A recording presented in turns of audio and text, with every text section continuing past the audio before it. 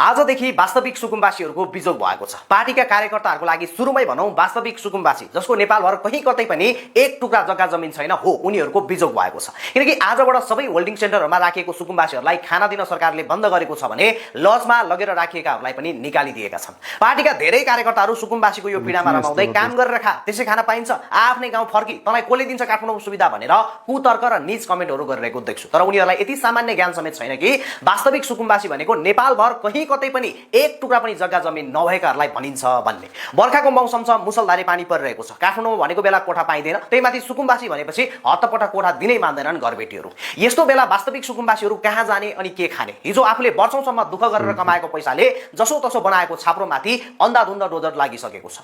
अझ सबैजना काम गर्न सक्ने सक्ला सुकुम्बासीहरू मात्रै छैनन्, कयौं बिरामी छन्, कयौं अपाङ्ग छन्, कयौं काखमा सानो बच्चा बोक्ने सुत्केरी छन्, त कयौं बालबालिका र वृद्ध। अनि यस्तो बेला कोठा नपाउने जस्ताको ट्रस्ट र त्रिपालमुनि सरकारले लगेर राखेको होल्डिङ सेन्टरहरुमा पनि खान नदिने, लाल पूर्जा दिएर पूर्ण रूपमा व्यवस्थापन गरेर मात्रै तपाईहरुलाई यहाँबाट निकाल्छौ भनेर लजमा लगेर राखेकाहरूलाई अबदेखि आफूले खाएको बिल आफै तिर भनेर भनिदिएपछि ती विचारहरू कहाँ जाने अनि के खाने? अब